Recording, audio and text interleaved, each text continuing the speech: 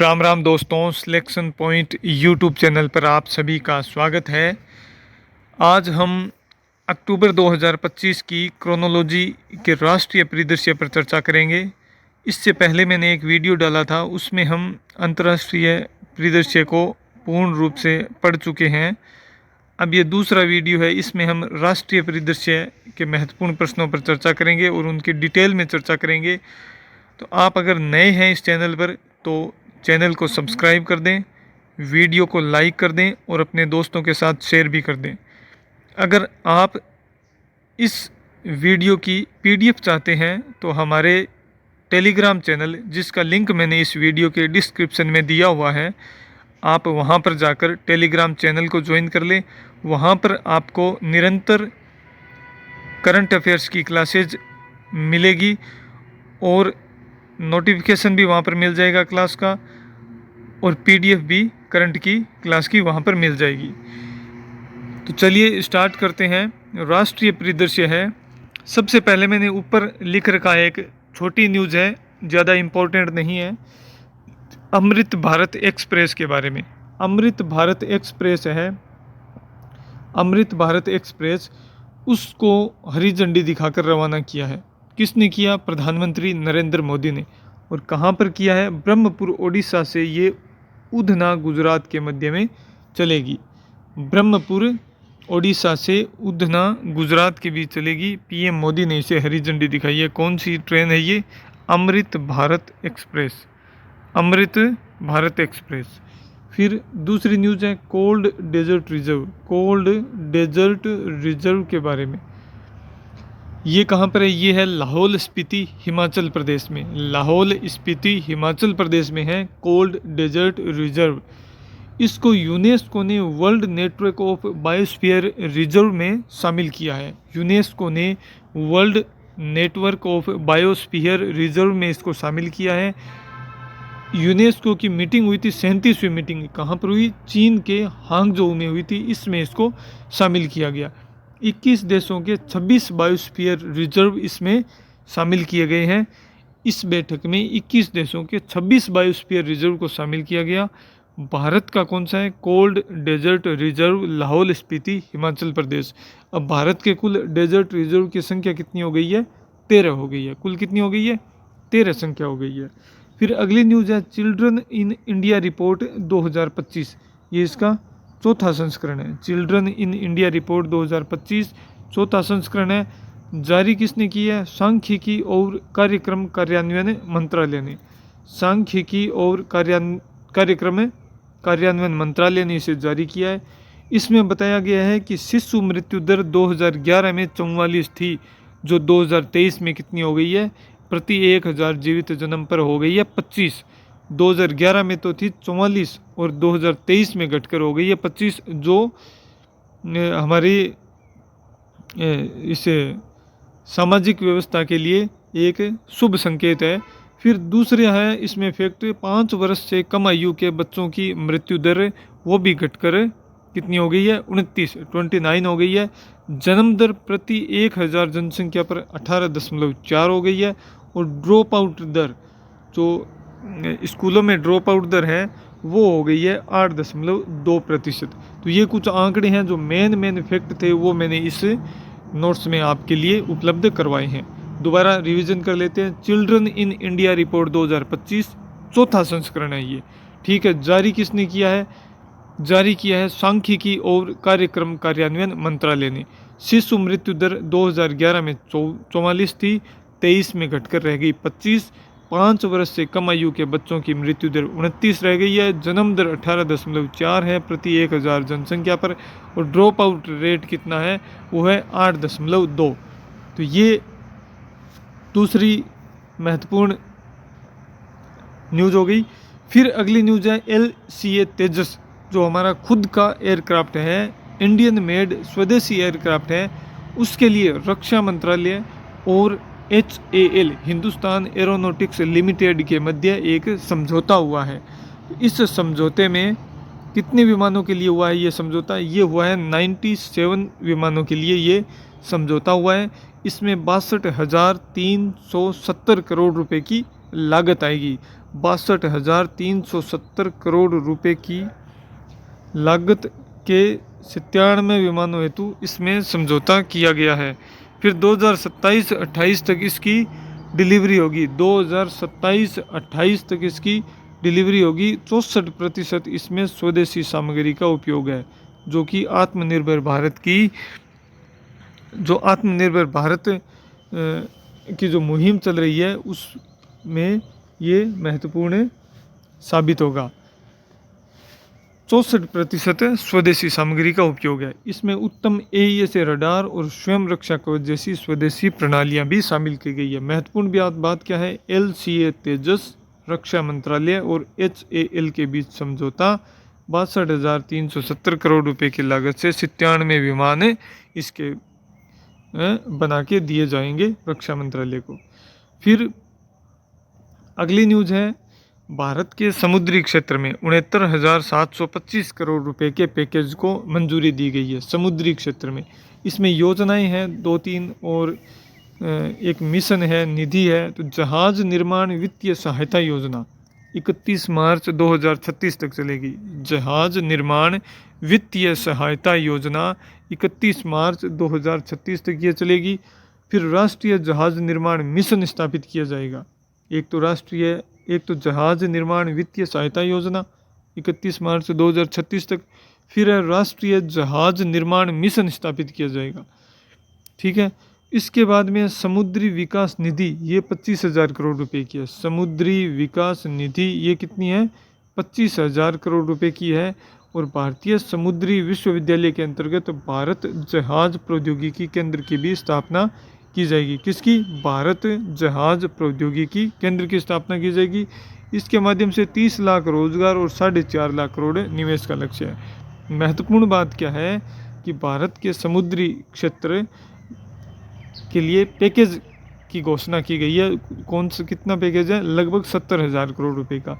इसमें क्या होगा? जहाज निर्माण वित्तीय सहायता योजना होगी जो 31 मार्च 2036 तक की अवधि के लिए। फिर राष्ट्रीय जहाज निर्माण मिशन स्थापित किया जाएगा। समुद्री विकास निधि स्थापित की जाएगी 25,000 करोड़ रुपए की। और भारत जहाज प्रौद्योगिकी केंद्र की स्थापना होगी, रोजगार और निवेश। फिर अगली न्यूज है वैज्ञानिक और औद्योगिक अनुसंधान योजना। ये एक योजना है, वैज्ञानिक और औद्योगिक अनुसंधान योजना। इसको मंजूरी मिली है। कितनी? लगभग 2300 करोड़ रुपए की ये योजना है। 2300 करोड़ रुपए की योजना है।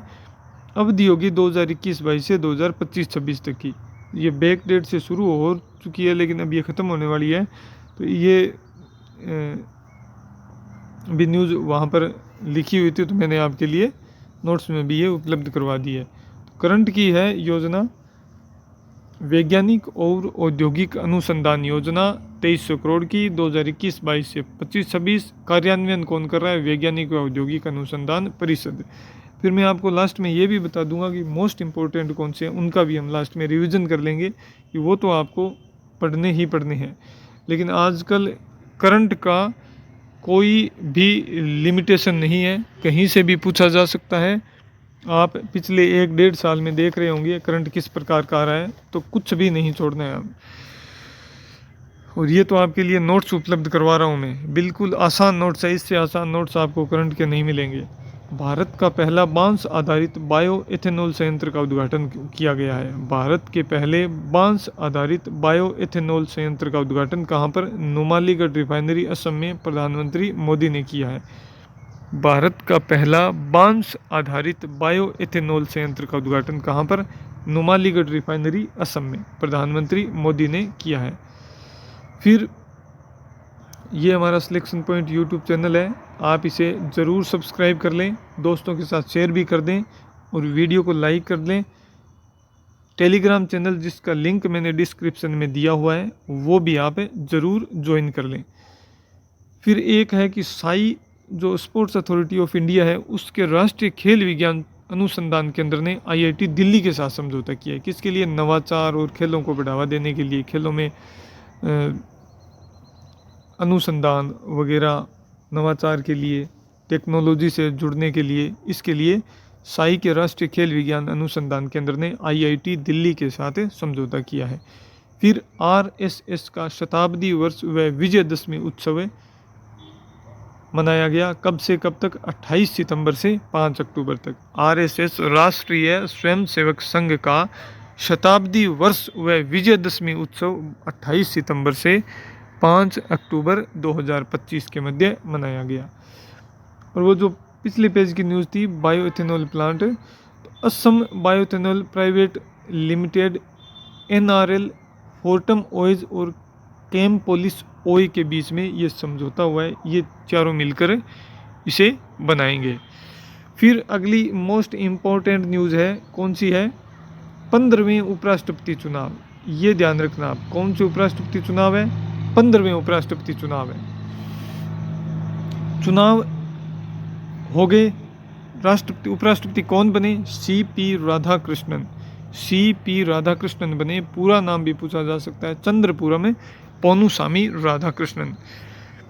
चुनाव संपन्न कब हुए? 9 सितंबर 2025 को। कब संपन्न हुए? 9 सितंबर 2025 को ये चुनाव संपन्न हुए।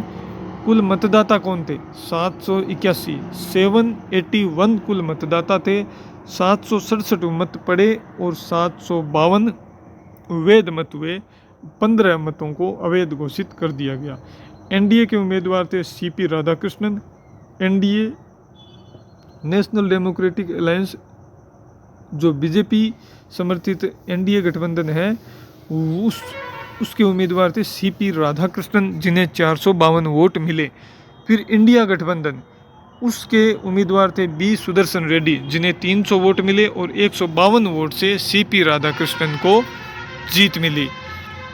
452 वोट सीपी राधाकृष्णन को, बी सुदर्शन रेड्डी को 300 वोट। इन दोनों कैंडिडेटों का आपको नाम याद रखना है। उपराष्ट्रपति बने हैं, इनका तो नाम याद रखना ही है, लेकिन इनके सामने कौन थे? इंडिया गठबंधन के बी सुदर्शन रेड्डी, जिन्हें 300 वोट मिले। 12 सितंबर 2025 को राष्ट्रपति द्रौपदी जी मुर्मू ने इन्हें शपथ दिलाई। पूर्व उपराष्ट्रपति कौन थे? इनसे पहले, सीपी राधाकृष्णन जी से पहले एक उपराष्ट्रपति थे, जगदीप धनखड़, जिनका संबंध हमारे राजस्थान के झुंझुनू गांव से, राजस्थान के झुंझुनू जिले से था।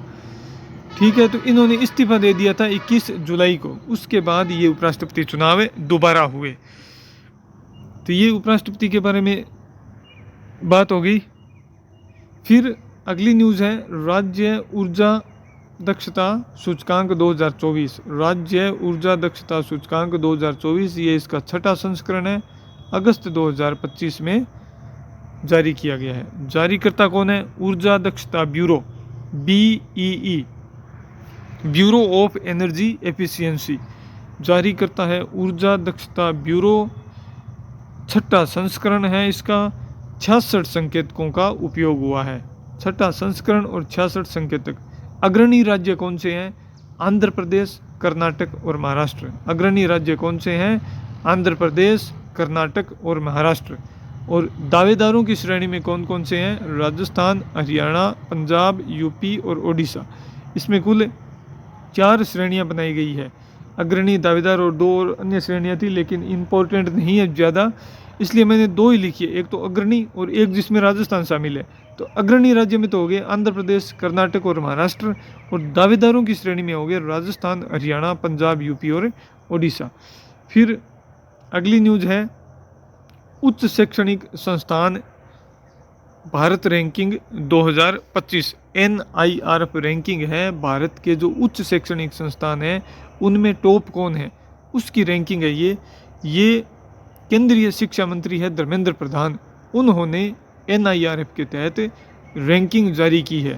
तो इसमें श्रेणियां और विषय क्षेत्र, 2 अलग अलग कैटेगरी बनाई गई है, श्रेणियां और विषय क्षेत्र। श्रेणियों में शीर्ष स्थान पर है, ओवरऑल में IIT मद्रास है। ओवरऑल में कौन है? IIT मद्रास है। विश्वविद्यालय में कौन है? IISc बेंगलुरु। विश्वविद्यालय में कौन है? IISc बेंगलुरु। और कॉलेजों में कौन है? हिंदू कॉलेज दिल्ली। कॉलेजों में कौन है? हिंदू कॉलेज दिल्ली। फिर इंजीनियरिंग में विषय क्षेत्र में शीर्ष स्थान की बात करें तो इंजीनियरिंग में है IIT मद्रास, प्रबंधन में IIM अहमदाबाद, फार्मेसी में जामिया मिलिया दिल्ली, वास्तुकला में IIT रुड़की। फिर कृषि में भारतीय कृषि अनुसंधान संस्थान दिल्ली और कानून में लॉ यूनिवर्सिटी बेंगलुरु है। तो ये सारी रैंकिंग है, ये आपको याद करने पड़ेंगे, याद करोगे तभी याद होंगे, रटना पड़ेगा, इनको समझ बूझ के रटना पड़ेगा। ओवरऑल की बात करें तो आईआईटी मद्रास है और इंजीनियरिंग भी आईआईटी मद्रास है। तो ये आप दो तो मैं याद करवा दिए मैंने आपको, ओवरऑल और इंजीनियरिंग दोनों में आईआईटी मद्रास है। और राजस्थान की बात करें तो विश्वविद्यालय श्रेणी में बिट्स पिलानी है, वो 7वें स्थान पर रहा है। ये भी इंपॉर्टेंट है क्योंकि राजस्थान का एकमात्र है जो टॉप रहा है, वो है विश्वविद्यालय श्रेणी में बिट्स पिलानी 7वें स्थान पर। फिर अगली न्यूज़ है, भारत की पहली स्वदेशी माइक्रो प्रोसेसर चिप है विक्रम। विक्रम क्या है? भारत की पहली स्वदेशी माइक्रो प्रोसेसर चिप है विक्रम। सेमिकॉन इंडिया 2025 नई दिल्ली में हुआ, उसमें ये लॉन्च की गई 32 बिट माइक्रो प्रोसेसर चिप है विक्रम। निर्माता कौन है? विक्रम साराभाई स्पेस सेंटर, इसरो की सेमीकंडक्टर प्रयोगशाला, ये दोनों निर्माता है। भारत की पहली स्वदेशी माइक्रो प्रोसेसर चिप क्या है? नाम क्या है? विक्रम। विक्रम ये यूट्यूब चैनल है हमारा सिलेक्शन पॉइंट, ज़रूर सब्सक्राइब करें।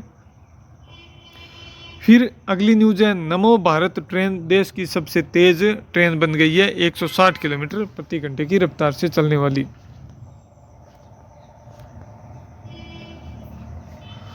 फिर है, काजीरंगा राष्ट्रीय उद्यान व टाइगर रिजर्व में देसी कीट पतंगों व मकड़ियों की 283 प्रजातियां हैं वो देखी गई है। काजीरंगा राष्ट्रीय उद्यान और जो टाइगर रिजर्व है काजीरंगा का, उसमें देसी कीट पतंगों व मकड़ियों की 283 प्रजातियां देखी गई है। फिर है, Mercedes Benz Hurun India wealth report 2025। Mercedes Benz Hurun India wealth report 2025। सबसे अमीर राज्य है वो है महाराष्ट्र, जिसमें 1,78,600 करोड़पति परिवार है। दूसरे पे दिल्ली है और तमिलनाडु तीसरे स्थान पर है। इसमें राजस्थान को 9वां स्थान मिला है। ये करोड़पति परिवारों की सूची है कि महाराष्ट्र में कुल 1,78,600 करोड़पति परिवार रहते हैं। राजस्थान में 33,100 करोड़पति परिवार रहते हैं और पूरे देश में राजस्थान करोड़पति परिवारों के मामले में 9वें स्थान पर है। फिर करोड़पति राजधानी मायानगरी मुंबई, जहां पर 1,42,000 के आसपास करोड़पति परिवार रहते हैं। फिर है, यूडाइस प्लस की रिपोर्ट आई है 2024-25, जिसमें बताया गया है कि शिक्षकों की संख्या 1 करोड़ को पार कर गई है पहली बार। 6.7% की वृद्धि हुई है। 6.7% की इसमें वृद्धि हुई है। यूडाइस प्लस रिपोर्ट जारी की गई है 2024-25 में, शिक्षकों की संख्या 1 करोड़ को पार कर गई है। 15 लाख स्कूलें जिनमें 24 करोड़ छात्र हैं, ये कुछ डाटा दिए हुए हैं कि पूरे देश में 15 लाख स्कूलें हैं जिनमें 24 करोड़ छात्र पढ़ते हैं। कुल जो छात्र पढ़ते हैं ना भारत में, उनका 50% से अधिक नामांकन है वो सरकारी स्कूलों में है। छात्र शिक्षक अनुपात फाउंडेशन स्तर पर तो है 10 और सेकेंडरी स्तर पर है 21। सर्वाधिक जीरो एडमिशन विद्यालय कहाँ पर है? पश्चिम बंगाल में 3812 है। पश्चिम बंगाल में कितने? 3812 और राजस्थान में 215, जहाँ पर एडमिशन ही नहीं है। देखो क्या बात है, शिक्षकों के मजे हैं वहाँ पे। तो सर्वाधिक एक शिक्षक वाले स्कूल आंध्र प्रदेश में है 12,912, एक ही शिक्षक है उस स्कूल में, वो आंध्र प्रदेश में 12,912। और राजस्थान में भी ऐसे हैं 6,117 स्कूल हैं जहाँ पर केवल एक ही शिक्षक है। तो ये यूडाइस की रिपोर्ट है जो शिक्षा से संबंधित होती है, जिसके बारे में हमने यहाँ पर चर्चा की है। फिर अगली न्यूज़ है,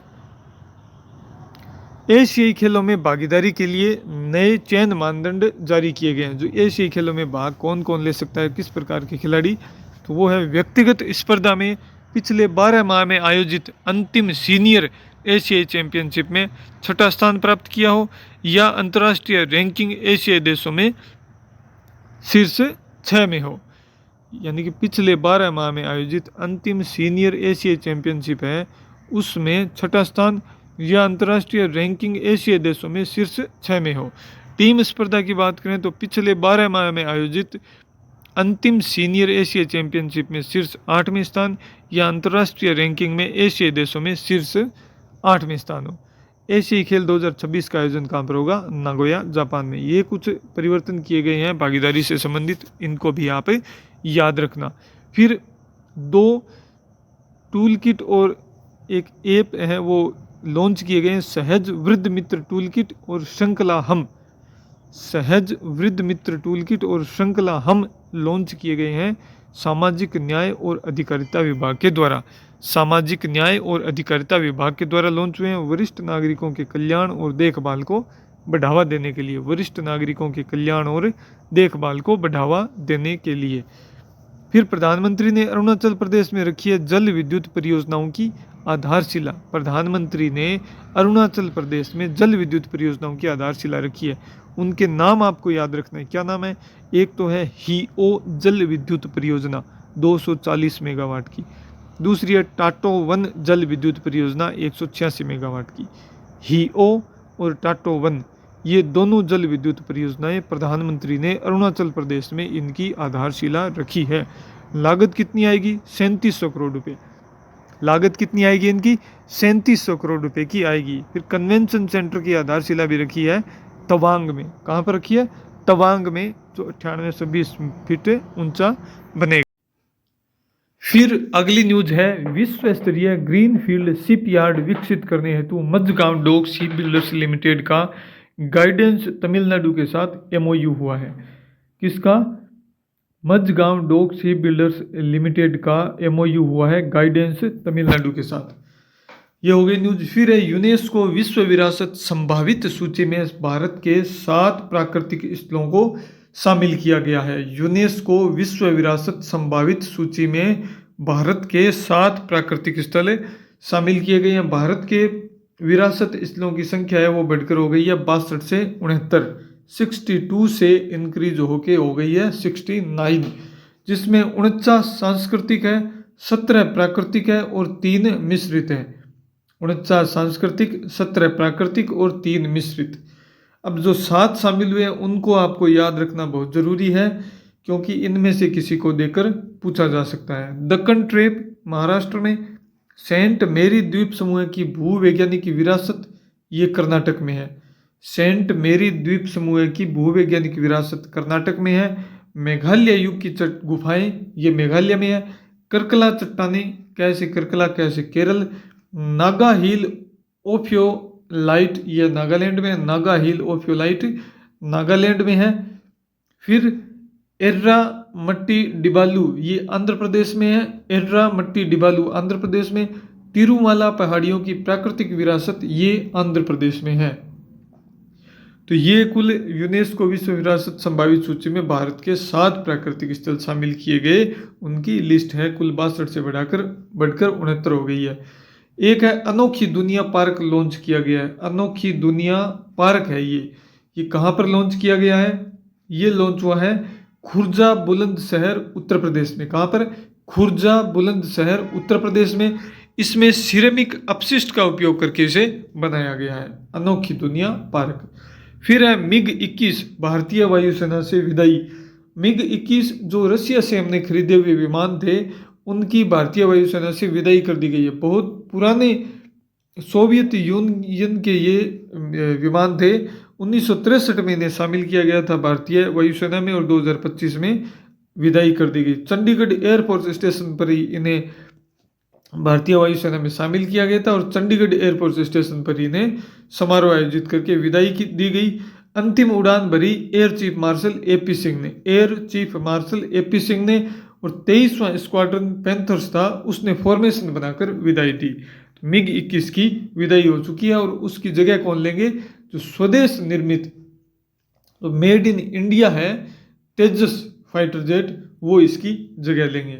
फिर अगली स्लाइड पर चलते हैं और उसमें न्यूज है ये हम पढ़ेंगे जो फैक्ट दिए हुए हैं प्रश्न उत्तर के फॉर्मेट में राष्ट्रीय तथ्य के लास्ट में, उनको पढ़ेंगे। और मैंने पहले वीडियो में जो अंतर्राष्ट्रीय परिदृश्य पढ़ा था उसमें मैंने आपको बताया था सॉरी, जो पहला पेज आता है स्मरणीय तथ्य का उसमें लगभग 35-40% दिए हुए होते हैं। उनको हम एक साथ पढ़ते हैं तो हमें याद नहीं होते और थोड़ा अटपटा सा लगता है और बोरिंग लगता है। तो उनको मैंने क्या है कि जो जितने भी ये वीडियो बनाऊंगा मैं परिदृश्य के, राष्ट्रीय, अंतर्राष्ट्रीय, प्रादेशिक, तो उनके लास्ट में 4-4, 5-5 प्रश्न मैं डाल दूंगा। वो आपको आसानी से याद होंगे, ज़्यादा बोरिंग भी नहीं लगेगा और टफ भी नहीं लगेंगे। तो ये प्रश्न वो है, साथ में वो भी है, और जो राष्ट्रीय परिदृश्य के पीछे दिए हुए थे वो प्रश्न भी है। भारत का पहला एकीकृत ऑन्कोलॉजी अनुसंधान व देखभाल केंद्र ये कहाँ पर स्थापित हुआ है? धारगल, गोवा में, आयुष मंत्रालय के द्वारा।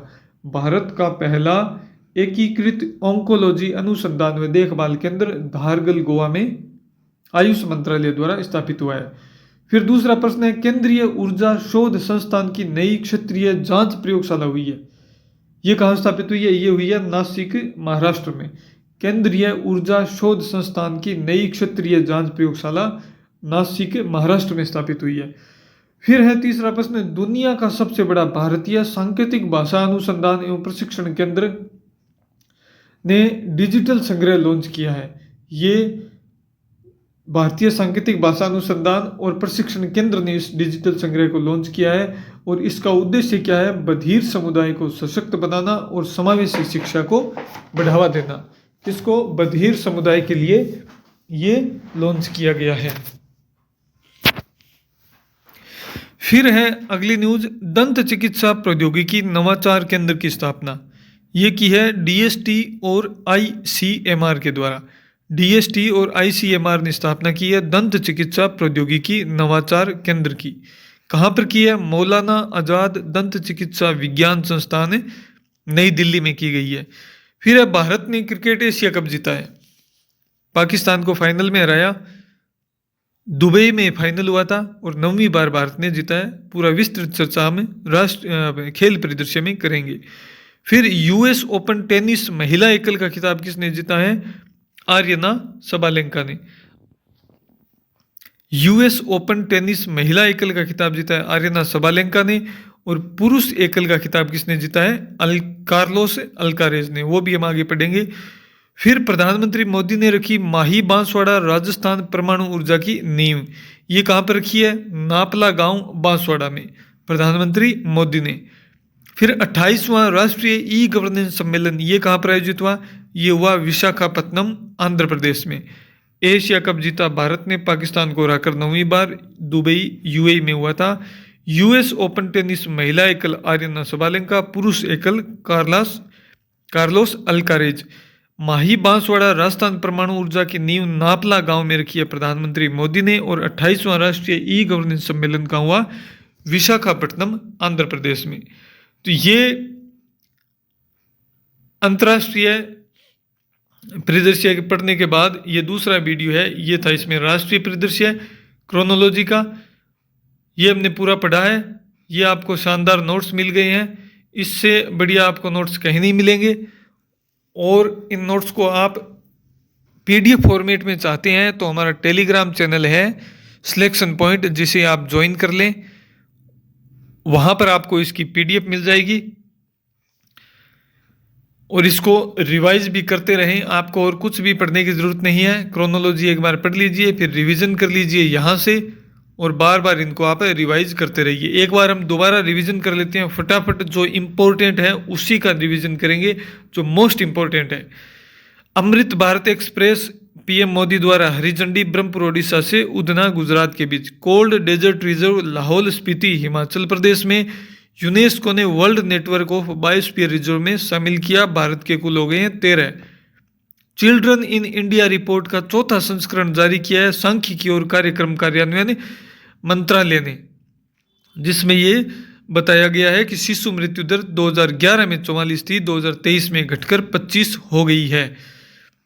फिर एलसीए तेजस, रक्षा मंत्रालय और एचएएल के मध्य समझौता हुआ है।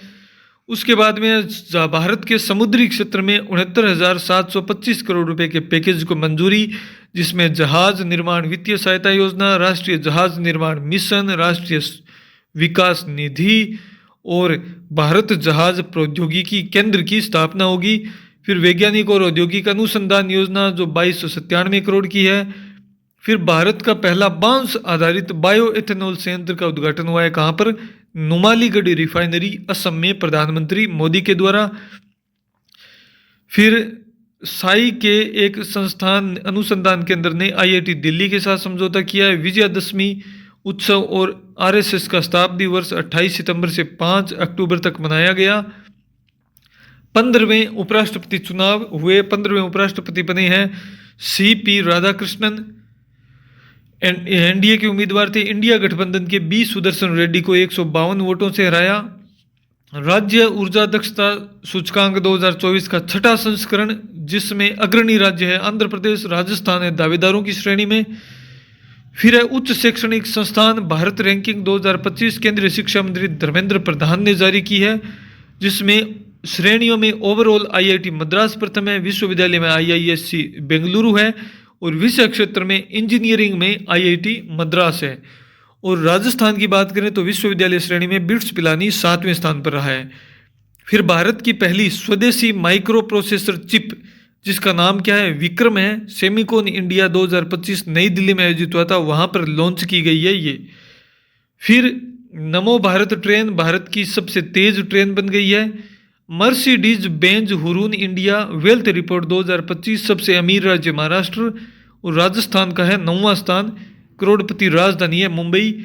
यूडाइस प्लस की रिपोर्ट है, शिक्षकों की संख्या 1 करोड़ को पार कर गई है। ये रिपोर्ट 2024-25 की है, शिक्षा से संबंधित है। फिर है एशियाई खेलों में भागीदारी के लिए नए चयन मानदंड जारी हुए हैं, जो व्यक्तिगत स्पर्धा और टीम स्पर्धा में है, ये आप पढ़ लीजिए। सहज वृद्ध मित्र टूल किट और श्रृंखला हम लॉन्च हुआ है सामाजिक न्याय और अधिकारिता विभाग के द्वारा वरिष्ठ नागरिकों के कल्याण और देखभाल को बढ़ावा देने के लिए। प्रधानमंत्री ने अरुणाचल प्रदेश में रखी है जल विद्युत परियोजनाओं की आधारशिला, हीओ जल विद्युत परियोजना और टाओ और टाटो वन जल विद्युत परियोजना 3700 करोड़ रुपए की लागत से, और एक कन्वेंशन सेंटर की स्थापना भी हुई है, आधारशिला रखी है तवांग अरुणाचल प्रदेश में, 9820 फीट ऊंचा है। फिर है यूनेस्को विश्व विरासत संभावित सूची में भारत के 7 प्राकृतिक स्थल हैं। कौन कौन 62 से बढ़कर 69 हो गए हैं। कौन कौन से हैं? दक्कन ट्रेप, सेंट मेरी द्वीप समूह की भूवैज्ञानिक विरासत, मेघालय यू की गुफाएं, करकला चट्टाने, नागा हिल, ओफियोलाइट, एर्रामट्टी, डिबालू और तिरुमाला पहाड़ियों की प्राकृतिक विरासत। अनोखी दुनिया पार्क लॉन्च हुआ है खुर्जा बुलंदशहर में। मिग 21 को भारतीय वायुसेना से विदाई दी गई है। चंडीगढ़ एयरबेस से भारत का पहला एकीकृत ऑन्कोलॉजी अनुसंधान व देखभाल केंद्र धारगल गोवा में। केंद्रीय ऊर्जा शोध संस्थान की नई क्षेत्रीय जांच प्रयोगशाला नासिक महाराष्ट्र में। दुनिया का सबसे बड़ा भारतीय सांकेतिक भाषा अनुसंधान एवं प्रशिक्षण केंद्र ने डिजिटल संग्रह लॉन्च किया है। उद्देश्य है बधिर समुदाय को सशक्त बनाना व समावेशी शिक्षा को बढ़ावा देना। दंत चिकित्सा प्रौद्योगिकी नवाचार केंद्र की स्थापना मौलाना आजाद दंत चिकित्सा विज्ञान संस्थान नई दिल्ली में। भारत ने क्रिकेट एशिया कप जीता है, पाकिस्तान को हराकर दुबई में जो फाइनल मैच हुआ था उसमें 9वीं बार। यूएस ओपन टेनिस महिला एकल का खिताब आर्यना सबालेंका ने जीता है, जबकि पुरुष एकल कार्लोस अल्कारेज ने जीता है। प्रधानमंत्री ने रखी माही बांसवाड़ा राजस्थान परमाणु ऊर्जा की नींव नापला गांव बांसवाड़ा राजस्थान में। और 28वां राष्ट्रीय ई गवर्नेंस सम्मेलन आयोजित किया गया विशाखापट्टनम आंध्र प्रदेश में। तो ये कुल न्यूज़ थी, रिवीजन भी हमने कर लिया है राष्ट्रीय परिदृश्य का। अगला वीडियो आएगा रक्षा एवं अंतरिक्ष प्रौद्योगिकी और आर्थिक परिदृश्य से संबंधित, जिसमें हम महत्वपूर्ण न्यूज़ पर चर्चा करेंगे। आपको और कहीं से भी पढ़ने की ज़रूरत नहीं है, आप ये वीडियो देखिए, अपने दोस्तों के साथ शेयर कीजिए। टेलीग्राम चैनल पर पीडीएफ प्राप्त करने के लिए टेलीग्राम चैनल को ज्वाइन कीजिए सिलेक्शन पॉइंट, और चैनल हमारा यूट्यूब चैनल है उसको भी आप सब्सक्राइब कीजिए। वीडियो देखने के लिए बहुत बहुत धन्यवाद।